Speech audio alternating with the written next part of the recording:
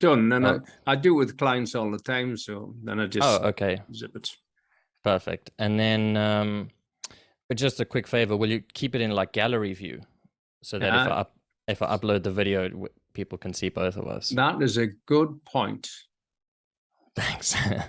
Let's see. Um, I'm in grid view at the moment. yeah, grid view. No.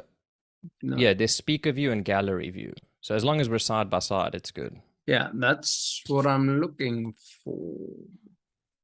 Top right is usually the setting. Top right is where I'm at. I've got you and me. Active speaker is not the one that we want. No. I wonder if I can drag that across then. That's it. That's how I did it. Got it. So now that's brilliant. We're good. That's good. Okay, cool. So I'll use the track from that beginning 5 or so minutes. We don't need to restart the whole thing. Good, because I'll have forgotten. Yeah. Okay, so to continue with where we were at, right? So we were roughly talking about the fear response and its impact on emotional, creating emotional memory images and the sort of subsequent consequences of that developmentally, and how that sort of leads to stress. And so maybe it's a good time to just pause a second just to clarify what you mean by an emotional memory image, an EMI. Yeah. I suppose I was about to say fortunately, but I suppose it is. Fortunately for me, I have been born with conductive deafness, so that I don't have any bones in my ears. So basically, so long as sound is loud enough, it comes through my skull. But we didn't find that out until I was age 25. Wow. So at age 25, I discover that I haven't actually been using my ears. So that was kind of cool, in a sort of, wow, here's a whole new world for me to explore. So I always would watch people's face when I'm having a conversation, but I thought everybody did that. It turns out that actually not a lot of people do, because they use these devices on the side of their head. Right. Now, that was such a revelation, at age 25 to realize, wow, not everybody does it the way I do it. Right. Yeah.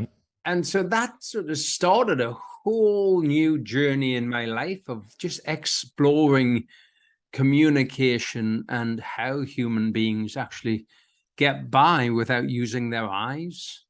And so did you get that like fixed, so to speak, or is it just that's just how it is? Well, this piece that's allowing me to have the podcast, the hearing side, is at the same time when I had the operation, the exploratory operation for my hearing,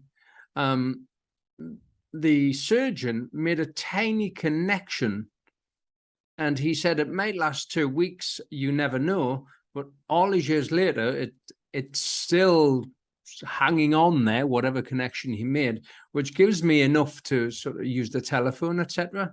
But my other side is, it's for decoration purposes. Yeah, I mean, it's a good thing it's there, because if you didn't have the ear, you just have a hole or whatever. Plus I'd have nowhere to hang my spectacles. Yeah, so, that's true. So in the last few years, they've come. They're really handy to have. Yeah. Okay. So there I am with that little piece of hearing, but for me it was about the communication network. How, if I manage to get that far in life without realizing it, what other layers and depths of communication are going on, for me and for the rest of us that we're not noticing. Yeah. And that really led me down a very, very narrow path. But it seemed at the time that there's nothing new here. people must have seen this, must have discovered this. But the further down the path we got, the more we realize, wow, we're onto something. We've all noticed when somebody gets you, if the garage mechanic tells you that, gives you a very large bill, for how much the damage to your car will be, or the plumber, or we've all seen people go, yeah, why do people give that intake of breath? And then when you look into the science behind it, there's a reason that we take an intake of breath. That intake of breath is arming our system up, because fear is at hand, and our system is going to want to engage in something in the next few seconds. So that's why we take that sharp intake of breath. So people at home would be thinking, wow, I thought it was just because I was about to pass out at the thought of the bill. Yeah. But so we all have this built in. Yeah, if something bad's coming, we brace ourselves. And when we're watching someone chat, if you said to say you haven't seen them with their partner lately, and if you say so how's Charlie, and they take that breath, we know how Charlie is. Yeah, you don't need to say anything. The discussion's over. We won't be discussing Charlie any further. So there's so much beautiful, rich data to be mined in the nothing. And that's really where my work is focused. It's in this small area, a split second, that gives us so much information, which allows for our survival. Yeah. But the beauty of it is, in nature, animals shake this off. Yeah. Robert Sapolsky's book, Zebras, why zebras, don't get ulcers. That's the one. Yeah. And brilliant book. I didn't like it because he did sort of pick on Celia quite a bit, and Celia's he's my pop star, right? Right. So when you read the book, it made sense. The zebra's under attack, or the animal's under attack. Once the attack is over, providing they survive, they shake it off. Now, I'm a little older than you, so I remember when we were children, if people had suffered a shock, we'd give them a cup of tea with 28 sugars in it. Have some sugar to calm your nerves. Yeah. Now we find sugar probably sends you off at the other tangent, but or have a brandy or something to calm your nerves. Yeah. So we were ultra sensitive to shock and our nervous system. Yeah. But animals shake it off. So what has shifted in us, or what is it about us that causes us not to shake it off? Yeah, you see what I mean? We don't complete that stress cycle. We don't complete the cycle. We stay in pause, which is the main area of freeze that we target, the pause, which is freeze. Yeah, because flight or fight are both actively doing something. So we're burning up the adrenaline, the cortisol, etc. But if we're in pause, we're in a freeze response. Now, the talk I gave last night was to show exactly how the freeze response impacts our ability to communicate and our ability to actually assert ourselves, because we will not fight and we won't run away. Yeah. So if, for example, let's say a totalitarian government, for example, Yeah. if you could find a totalitarian government, I mean, where would you find one nowadays? But let's say you could. It's hard to say. It's hard to say. Yeah, very difficult. So if you could find a totalitarian government, then if you were able to find a totalitarian government who knew how to use, let's say, propaganda, for example, mainstream media or the television set, if they knew what to do with those gadgets, they could very quickly download an emotional memory image on screen that would flip the bulk of the population into a trance. Yeah, the fear response. The fear response. And it would automatically make them compliant. So this is a conversation I'm hoping to have next month with Matthias Desmet. Yeah. It's because Matthias has written a wonderful book on totalitarianism. But I'm not often those two words are in the same sentence. Well, yeah. Sorry. It was just a funny point. It is funny. I get excited about all of the wrong. I'm really looking at what drives these things. Yeah. So it's exciting to look at the structure, but obviously from a humanitarian position, I mean, it's horrific. It's terrifying. It's absolutely horrendous. But when you look at how they put it together, then you can figure out how to undo it. Yes. So that's, I suppose, my skill is figuring out how pieces go together. So that, did you ever play Kaplunk? And you just you pull pieces out. What's the modern version you guys uses pieces of wood? What's it called? Jenga? Like Jenga. Yeah. So you're trying to pull the pieces out. And keep it upright without collapsing the tower. Without collapsing. Yeah. Well, for me, I look at the whole process and think, what's the least amount I could do that would cause the whole thing to collapse? Right. So it's a little bit more exciting. Yeah, and listen, I mean, it's so important to understand these things from a social and psychological perspective because it's real, right? It's not pretty, but it's real, and even in non-authoritarian governments, it's happening anyway, right? And it's important for people to understand that. And, when one of the things is like, well, when our sympathetic nervous system is activated, right, which is that fight, flight, freeze, there's a few variations of it, but like when that system gets activated. Faint, exactly. They're all in there, submit, like it really just depends. But that system tends to be much more primitive in your brain, and it assumes control, meaning your higher cognitive functioning, like reasoning, logic, out the window. It just shuts down. And that's not anyone's fault. That's just the design of our brains, right?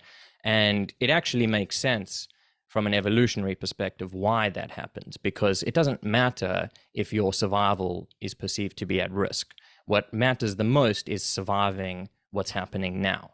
Now, when that goes on for a long time, that's when we get into really murky waters in terms of how that impacts us. But in a moment-to-moment experience, like, you actually want that to be the case. You don't want to be thinking about things.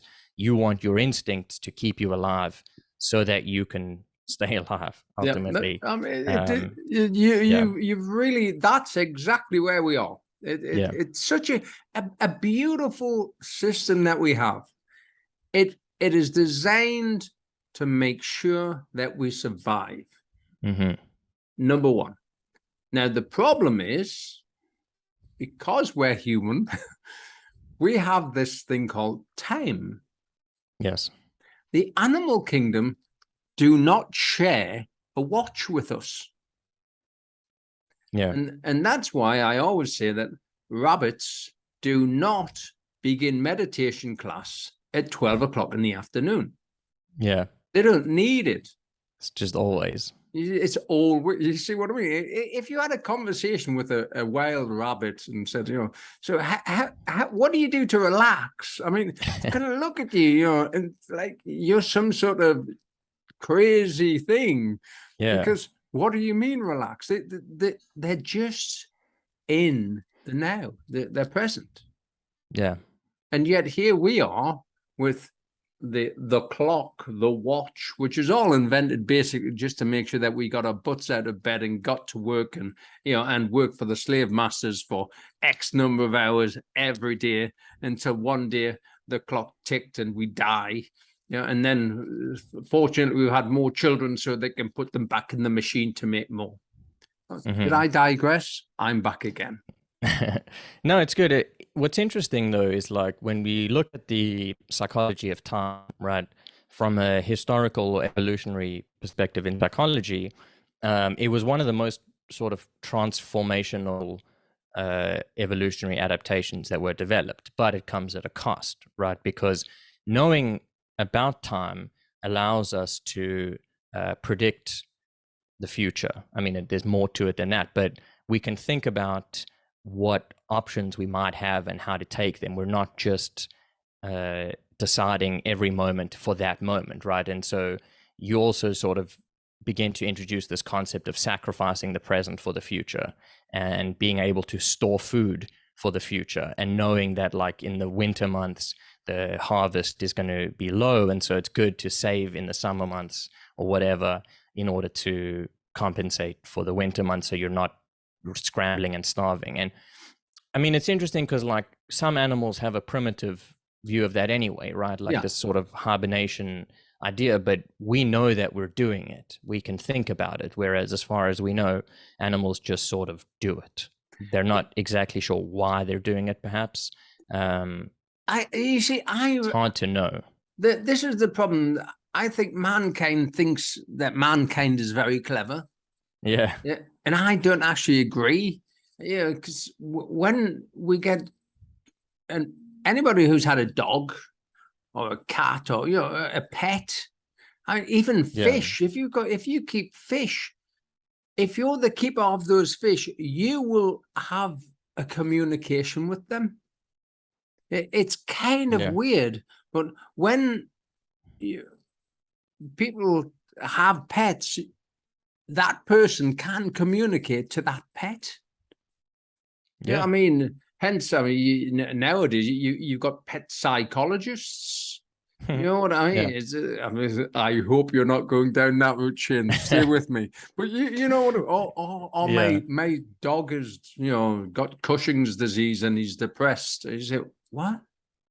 I mean, sadly, the more animals spend time with us, the crazier they get. Yeah, they pick up on our energy, for lack of a better word. Yeah, I think Ronnie Lang, who's a Scottish psychiatrist. Have you read any of Ronnie Lang? Oh, you're gonna love him. Check Ronnie Lang, R.D. Lang.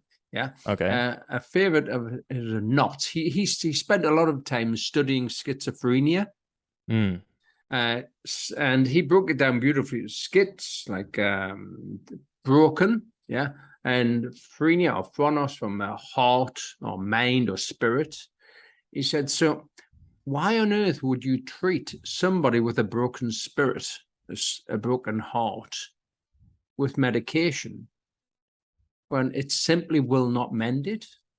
You need to connect with them, reconnect, and help them reconnect with themselves. So some beautiful work. So he was anti-pharmaceutical industry back in the 50s when these guys were really beginning to ramp up. So some fantastic work. And he said that schizophrenia was basically it was a very, very good response to living in the current reality. Okay. Because he said in order for us, because in order for us to be here and now, we are victims of our parents' repression. Right. You see what I mean? Every time the generations before have conformed and conformed. So you and I sit here today, and we're the product of all of our ancestors' conformity. Sure. So really just opens your mind up a little further, you know? Yeah, well, both conformity and sort of creativity and growth, right? And non-conformity. It's just sort of perhaps more conformity than not. But that's maybe the cost of living in a civilization, right? But I understand what you're saying. You see what I mean? Yeah. Should it be a cost of, and who says civilized? And another point Lang says is normal. He says normal people scare me. So because normal people go out and they get medals.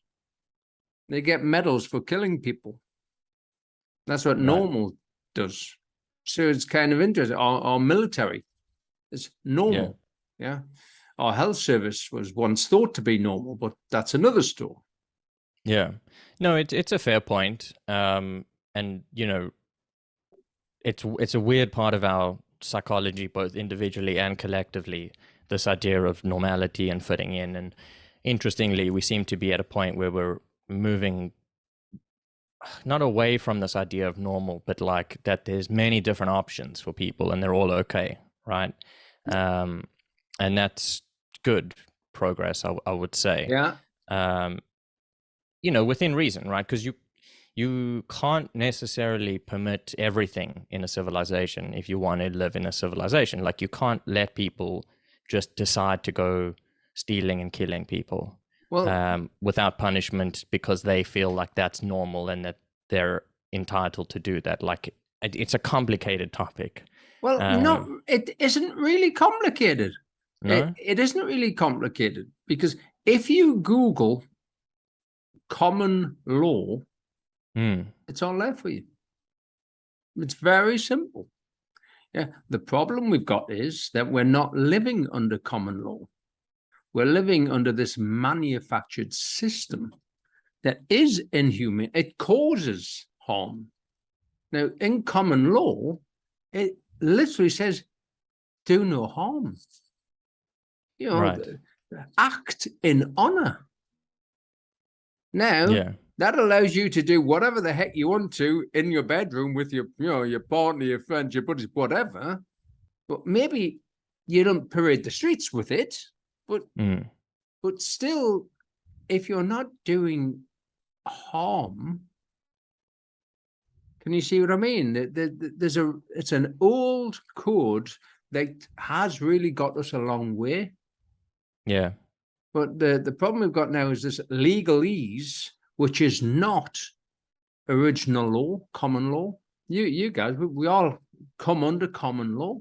Yeah, I mean, legalese is terrible. And I'm all for I'm all for these new sort of initiatives to get rid of that stuff and make it all readable and accessible. I mean, if you ever try to read a legal document, hitherto, henceforth, therefore, circumstances pertain to this and that, and you're like, what are you even talking about? You know, like make people understand things. But to sort of just like return back to our original conversation. No, it's great. We went off. But yeah, so we were talking about how. So let's look at it from this perspective, right? We're a product of both our genetics and our environmental upbringing and things like that, right? And when people are young or babies or even in utero, if you want to go that far, events occur and they change the way we are in the world, right? And it's good and bad, but the bad ones tend to be particularly relevant to people because they cause long-term consequences, right? This is the sort of adverse childhood experience model and trauma and complex trauma and things like that. And it doesn't even have to be one event. It can be multiple or it can be ongoing. And, you know, people go through hell, like by all means, that's like the real best way to describe it. And we, as a biological entity, are designed to adapt to anything in order to survive, right? Whatever that looks like. And sometimes that looks like the need for dissociation, right? Because the pain is too much to bear. Yeah. Which psychologically then, if it happens too much, it becomes a problem. So it's an adaptive response in the moment, but it's not adaptive later on, right? And that's because we have this memory, which you call an emotional memory image. Yeah. This sort of stored idea about how things are and what we need to be afraid of. And very often it ranges between in terms of how much we know about it, right? Like anyone who's had a history of severe trauma knows that seemingly insignificant triggers, like a sound or a smell or a visual image that's seemingly unrelated, can immediately trigger the trauma response, right? Which is the same fight, flight, freeze, whatever it is. Yeah. And it can be debilitating, right? Panic attacks, whatever. And so in some sense it happens unconsciously, but you can also bring that to conscious awareness, and that's what therapy does and things like that. But what you have been working on in this system, in part EMDR, which is arm movement desensitization and you broke off for a second then, so maybe. Oh, sorry. Yeah, back again. Which point? So back again? What I've been working on, and then you froze. Yeah. So sure. So what you've been working on, as far as I understand it, is how do we help people recognize and reprocess these memories in order to live more adaptively and with less anxiety and less stress and all these kinds of things. And much of your approach, like you have this app which is called Mind Reset, which is great. We can talk about it more a bit later, but one of the things it's founded on is EMDR, which is arm movement desensitization and reintegration, which is a fantastic new therapeutic modality that uses arm movement to activate certain regions in your brain, such that when you bring memories to mind in conjunction with using this arm movement technique, the emotional, the experience or the intensity of the valence of the emotional experience decreases, such that you can reintegrate that memory in a more healthy way, right? That's the sort of a rough premise of EMDR. Yeah. But it's shown to be remarkably effective for trauma and things like that. And so where exactly does sort of, let's say, your and Mark's theory come to play in terms of all of that, in terms of like reintegrating these memories, or do you say getting rid of the emotional memory image? Well, if we stick with there's some wonderful work from Bruce Ecker, and Bruce Ecker looks at memory consolidation, and I really we fit on that bridge between memory consolidation and EMDR. Okay. And what we're looking at is the moment before the problem comes into consciousness. So if we say to a client, what would you like to work with? The client subconsciously will flick and access the emotional memory image. And simultaneously as they do that, they take a breath in, and then we interrupt. And we interrupt for a number of reasons. Reason number one is, if we interrupt immediately, the client is still not conscious of what they have just accessed.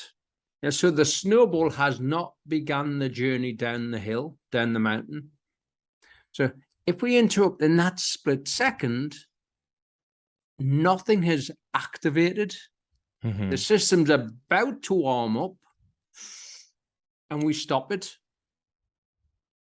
So by stopping it, then the client then, from an EMDR position, they've accessed a spot. But from a memory consolidation position, the action of activating that spot has now revivified or reactivated all of the chemistry necessary that was present in the original event. So now we have a malleable memory. Mm-hmm. And there are three things that we bring into the process. And these three things have been shown, thanks to Ecker's work and memory consolidation, they've been shown through a meta-analysis of many, many psychotherapeutic interventions and studies, that they've been shown to be the keys Mm-hmm. to rapid intervention. And very, very simply, one is we get the client into the context, which obviously will get those neurons firing. And two, we give them a mismatch or something that's conflicting with their evidence of the problem. And then three, we have them run through it or future pace it. So those three pieces, so long as they appear in the process, will shift that emotional memory image. Okay. That's again, if you look at Ecker's work, but it's also in our second paper that's under review, to really show you do not need hours upon hours of therapy.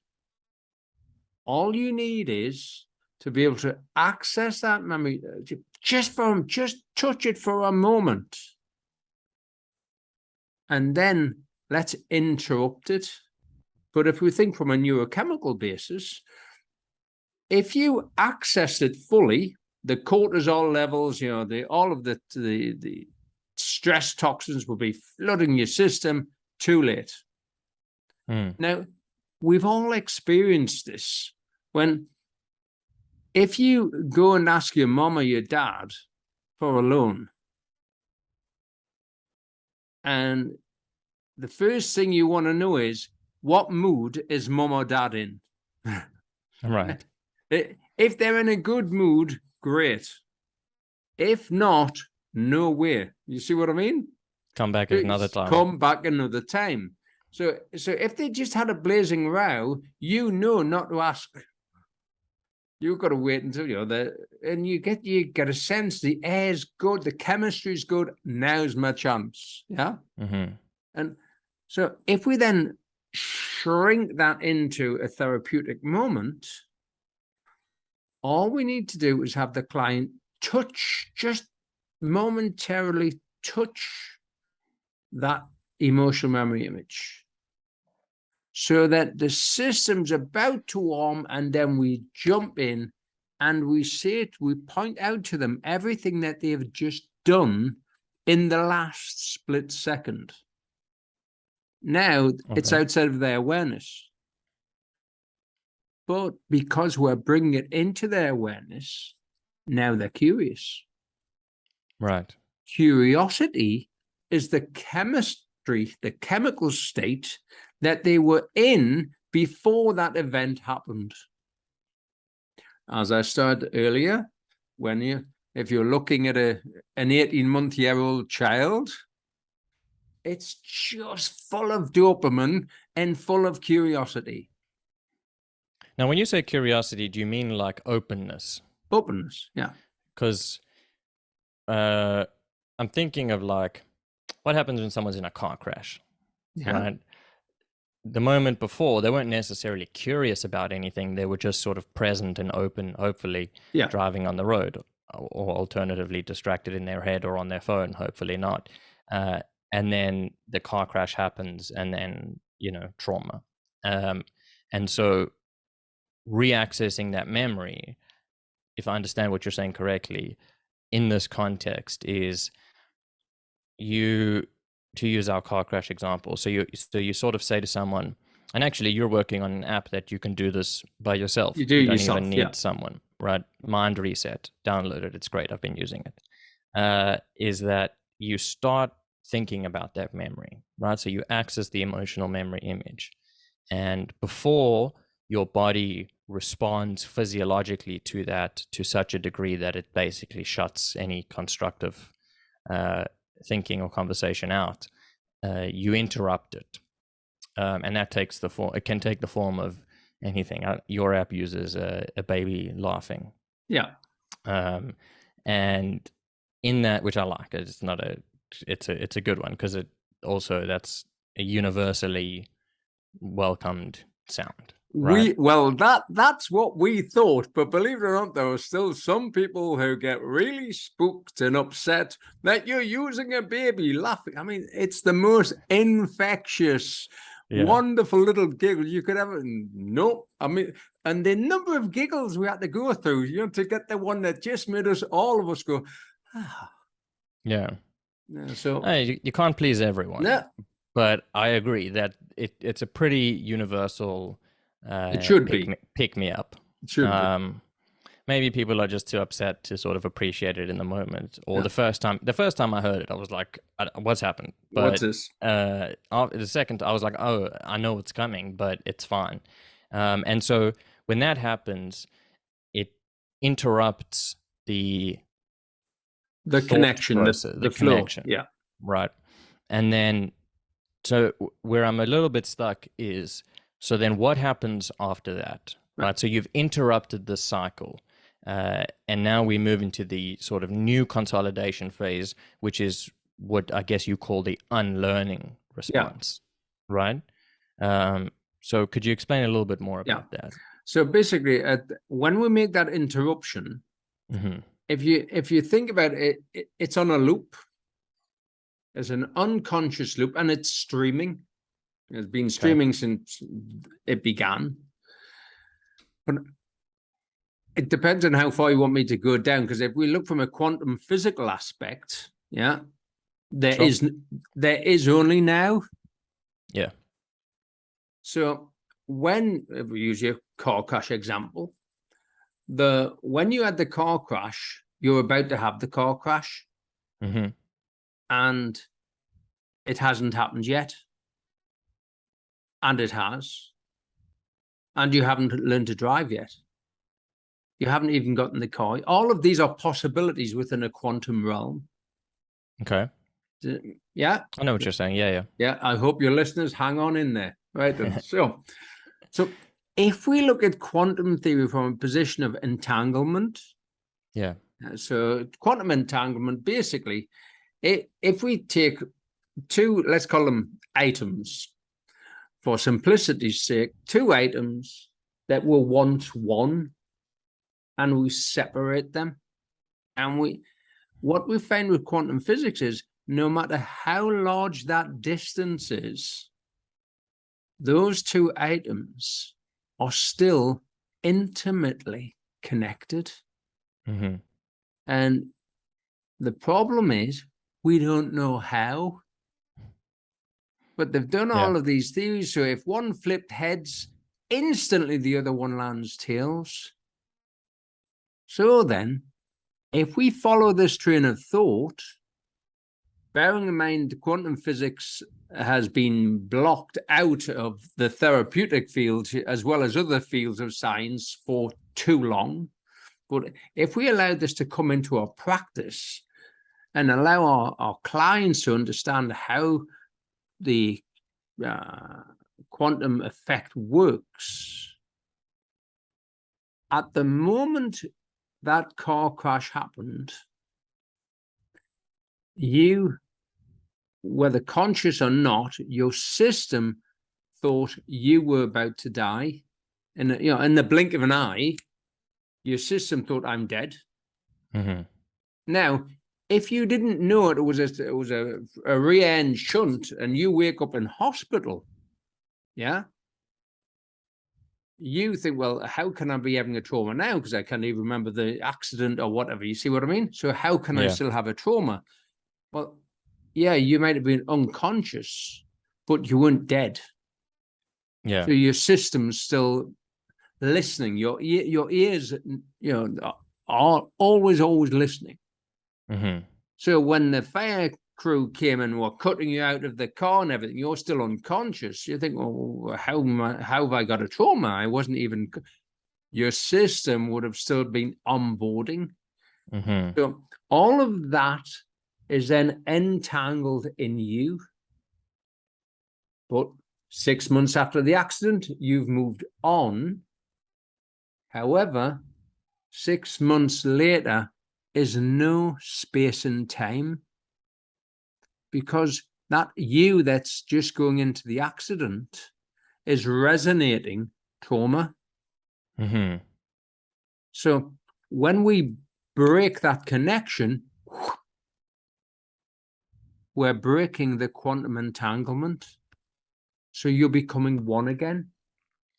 So the energy that the trauma was costing you was spilling out across time.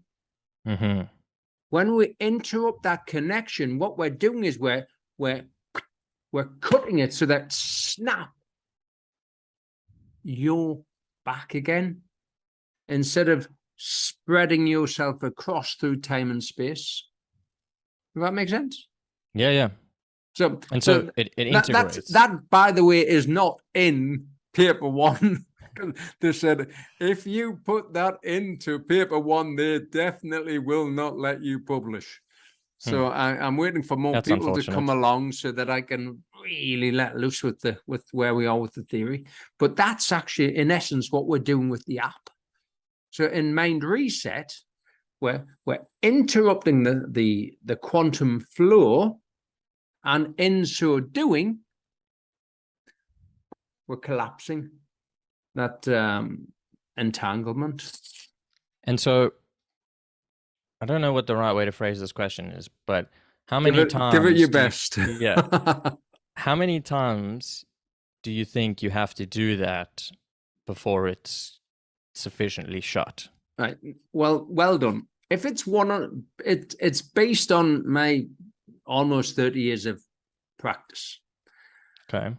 So, and it's cutting edge software. And it's priced at like $10 or whatever. So it's really, really cheap. So we can help as many people as possible. But it's also has a free version in there, so we can help even more people. So we've done the best we can. But it's not the best yet, because what we're aiming for in the next round of funding that we get is really cool. Because I mentioned in some of the pushback we got was because we want to take the therapist out of the room. Yeah. Now, if we remove the therapist from the room, you can imagine there's an awful lot of pushback from therapists. Yeah. Yeah. Sean taking their livelihood away. Shane's looking across this. I'm busy training in this. Well, just a thought. No, it's cool. I'm open to it. Because you will have been studying about the power position. Yeah. A therapist has a lot of power. Yes. Yeah, allocated to them by virtue of the client is coming in a vulnerable position. And also, in order to be a client, the client has to break with autonomy, their own autonomy. The client has to say to you, help me, I am, in need of help. That is not a natural position for any human being to take. You don't think so? It's not natural. But we're social creatures, though. Yeah, we're social creatures. Yeah, but if we open up our vulnerabilities, there's a chance of being expelled from the tribe. Yeah, but the alternative isn't much better, right? To be fully reserved and try and deal with everything yourself. Oh, no, absolutely not. I fundamentally agree. Yeah, we're modern people. There's more things, and I'm not disagreeing. What I'm saying is, try telling that to your amygdala. Yeah. Yeah. You see, that's the system. This is we can all pontificate from the smart brain, and we'll all agree. However, the amygdala, the limbic system says no, and as we've covered already, if the limbic system says no, you ain't playing. Yeah. But sometimes, right? Because people do open themselves up even when they don't want to, right? So you can actually sometimes make that choice. I'm not arguing with your premise. I'm just like, let's explore this idea, right? Oh, yeah, It's yeah, like, because where I'm confused is like, now maybe this is just my learning and conditioning speaking, right? So maybe. it seems to be maybe, yeah. It seems to be the case that they say that vulnerability. So first of all, we're Oh, yeah, yeah. we're all Yeah, vulnerable. yeah, Like there is no doubt about it. Everyone's gonna die. Tiny little holes in your body will end your life, right? yeah, No one is invulnerable. Now, knowing that is actually, it empowers you. yeah. And there's an important distinction to make between vulnerability and weakness. Yes, absolutely. And I think it's a relatively intuitive distinction, in that being vulnerable means knowing that you are susceptible to attack or to, danger and harm. Weakness is not being able to defend against it, or not taking action when you should, and things like that. And weakness is something to work on, and vulnerability, you can establish certain protective mechanisms. But in human relationships, though, vulnerability tends to bond people together. Yeah. Now, it is the case that when you're vulnerable with someone, you open yourself up to that vulnerability being not used against you, but you basically expose your chest, and you're now open to attack. And that's very difficult for people to do, some more than others. But doing so is really where like deep emotional intimacy comes in, right? And bonding between people. And so I'm just wondering, and that's why, they say in the therapeutic environment, the relationship between the client and the therapist is the tool of transformation. It is the number one predictor of success in therapy, not the modality used. It's not the number of sessions. It's none of that stuff. Nearly as important as the relationship that you establish. Yeah. And that relationship has to be established on a foundation of willing to be open, which involves trust, right? And then continuing with that, where the client comes in and says, this is what I've done, this is who I am, these are all my flaws and things like, and strengths, and the whole package. And the therapist accepts that without judgment, right? And that's where you establish that you can actually have relationships with people where you are vulnerable, and that being vulnerable allows other people to help you in times of need, right? Now, you might not want that to be the case, but for most people, that does tend to be the case. Now, I agree with you in saying that it's great to give people autonomy in terms of most things, right? And that's actually very much encouraged in therapy as well, where you're not, and I'm just explaining this for people listening, right? It's like a lot of people think that you come to therapy and the therapist solves the client's problems for them, or tells them what to do or how to do it, or whatever. And most of the time, it's actually the case that you work, as a client, you work with the therapist to decide for yourself what your best option is and how to start taking that action towards achieving that goal. And it's whatever you decide is best, because you don't want to take people's autonomy away. Because if a therapist makes the decision for you, then you're not making any decisions. And also, you won't then feel accomplished in yourself for doing it, because you're like, well, I didn't decide to do this. And the reverse side of it is, if it goes bad, which it can, then you'll blame the therapist. And that's not helpful for anyone. So autonomy is, I agree, very fundamental to prospering in life, right? So where I'm wondering is like, where do you see that as like sort of the problem, that vulnerability? Vulnerability isn't the problem. Okay.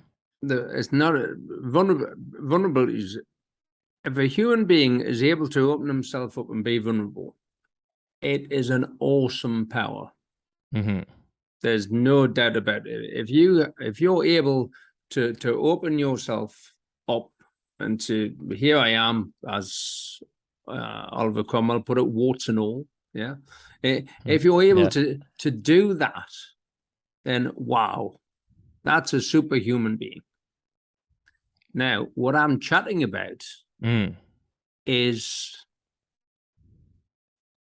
autonomy itself. Okay. So take away vulnerability, etc., autonomy. In order to have absolute autonomy, one must learn to fish. It's nice to be given a fish, but to have autonomy, one must learn to fish.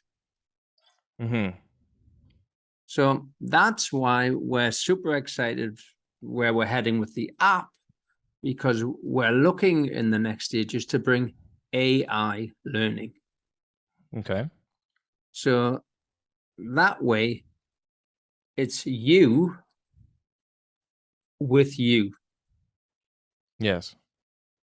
So, because from a therapeutic standpoint, the therapist really wants to have the client explore possibilities, but we're not nudging, cajoling, we're just having them explore possibilities, upon which somewhere during that journey, the client has gone the journey with the therapist, has learned that actually it is possible to trust someone.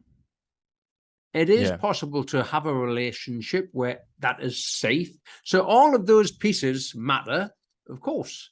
But what we're looking at is from stripping it right the way back, because if we can give a human being full autonomy to have an almost real-time conversation with a system that's going to chat to them, that's going to really, and I mean, if you look at AI learning now, it's so awesome. So that I don't have to break with autonomy, because that system doesn't want my details or anything, and it's learning from me about me. Right. So that way, it moves a step closer, because the original question was, really, we're looking at how many sessions, etc. So if it's with me, it's only ever one session, because I've got the flexibility to adjust and move and make it happen. When we attach AI, we get that learning built in. That's the ultimate position for mind reset. Right. So that it can literally work with you to find where it is. Because what happens is, at the moment, a lot of people, they use it, like a client the other day messaged us and said he's trouble sleeping. When he wakes up at 3 a.m, he uses the sleep app. I said, too late. The horse has bolted. The cortisol is now flooded in your system. So when's the best time to use the sleep app? What about the day, during the day before you went to bed? Because tonight is still going to arrive, and your system knows exactly what you're going to be up to during tonight. So if we do it ahead of time, our system is still smart enough to figure that out. So can you see what I mean? It's really getting used to realizing this isn't an elastoplast. This isn't to put on afterwards. It's preventative. So that's why it's really kind of cool, and it's getting used to sort of clearing your mind. Most people would, I mean, that wouldn't be water, that would be a vodka or a gin and tonic or something. But I prefer water myself. But whatever it is they need to clear their mind, but actually it clears it for you in less than 2 minutes. You're developing the habit so that when you need it's like brushing your teeth, you can do it. And I mean, that's true of all meditative practices. They're like, don't do it when you're super stressed and high strung. Like, that's not the time. I mean, it's also the time, but the time to develop it is when things are good and going well. And that's when you should start building the habit and the strength and the reflex, so that when you need it, it's there. It's there. You're not trying to do it at the time as well, right? So that's a great thing, and I really enjoy using the app. I think it's great, and it really just does provide that sort of like that break in your shift, in your train of thought, right? It's like it just does, right? And I like that after phone calls and stuff, it's like, hey, do you want a quick reset? And also that Yeah. it's fully private, right? Like there's no details of We anything. have nothing. I mean, seriously, we're chatting to investors and said, this is a terrible business model. And we said, we know. Yeah. And they said, why are you smiling? We just told you it's a terrible business model. We said, I know it's a beautiful business model. It's just terrible for business. Yeah. But it's beautiful for human beings because Yeah. nobody can actually get their head around. We don't have any data on any of our users. Yeah. And for me, that's really beautiful. Yeah. And it's so important. Because a lot of organizations take your data and then they say, we promise to keep your data safe. Yeah, and we really trust them. That's a problem. We don't trust anyone nowadays except ourselves, and maybe a few friends. But trust is such it's really in jeopardy. So And we don't have a choice most of the time. We don't have a choice. Yeah. If you want to use the product, that's what you got to do, right? And with our product, you don't have to. Yeah. It's kind of refreshing. And it's amazing. People can check us out and say, no, we don't have your data. And in this day and age, it's unbelievable. But we thought, well, there has to be a shift. We need a better way to help individuals. Tracking, I don't know about you, but if you imagine if you were a stag, a wild animal, and if you think about tracking, if that stag knows it's being tracked, it will never rest. Yeah. And here we are with these devices. Even when they're switched off, I'm told, they still know where you are. Yeah, can't take the battery out anymore either. You can. So we're being monitored and tracked 24/7.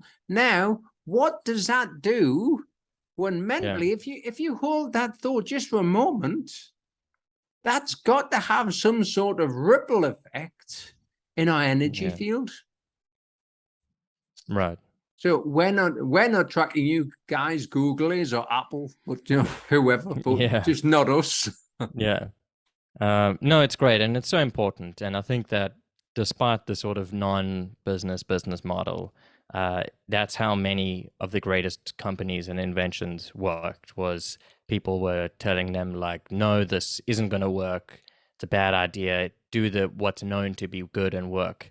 Like, stick to the known script for success. And then the people who didn't, I mean, sometimes it doesn't work, but sometimes it really works. And then you get these like unbelievable things that everyone's just like, how did that happen? It's so transformative. And I wish you guys all of that success, man. And I hope that, people use it and appreciate it, and that you can really help some people, because it's certainly needed. That's what the idea of putting the free basis in there as well, just because people might be able to afford a mobile phone, but they may not be able to afford a few books. So we've got a free version in there too. So we're doing our bit. Yeah, and more than that. And we'll do the word to spread it, to spread out and get people to download and share it and try it. But yeah, I mean, listen, Matt, thank you so much for coming on today. It's been an absolute blast, and I really appreciate it. Please promote yourself, your website. How can people reach you if they want to book a session or anything like that? Again, I don't really want to book many sessions in. I got to know, I got plenty of clients. I've been in this game for too long now, but if they want to check out matthudson.com, that's my website. And if they want to check out the Mind Reset, obviously they can find Mind Reset on their mobile phone, but also there's mindreset.app, which is a website there. Yeah. Brilliant. Okay. And I'll put them all in the description. This has been a hoot. Yeah, it's been so much fun. And I'll put all of those links in the descriptions for people to just click on and access easily. But yeah, thank you. And I look forward to the next one. We have so much more to discuss. I'm sure we do. Brilliant. All right. Thanks, Matt. Take care. Bye.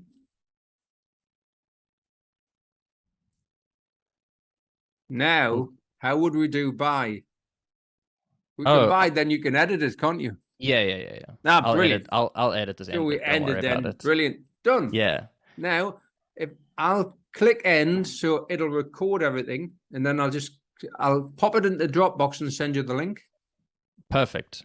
If you send me all the files, that would be great, because they do some audio stuff. I'll send you the entire Dropbox. Yeah. Awesome. Well, this really has been a pleasure. I hope you enjoyed it as well. Yeah, and sorry about it. I had to put the emails back on to send you the invite to Zoom, and I forgot to switch the emails off. So, oh, no worries. There's been a few pings, probably because it's at my end, so I apologize for that. No, I don't even think they'll show up. If I didn't hear it, it shouldn't have been recorded. So it's all good. Brilliant. But yeah, I'm glad you enjoyed your first podcast experience, and I'm honored that it was on my show. It's really cool. Yeah, so actually, this will probably come out next week sometime, because I don't have a big backlog at the moment. When it does, I will send you all the links and everything that comes with it, and you're free to use it or not, however you would like. No, and that I'll send it out on a few of my feeds and stuff, so that's wonderful. Shane, honestly, a pleasure. I really enjoyed it. Same here, and I hope you enjoy the rest of your day and weekend, and we'll be in touch soon. Brilliant. Right, bye for now then. Take care. Bye. Right then, how do we leave this now? And that one. There we go.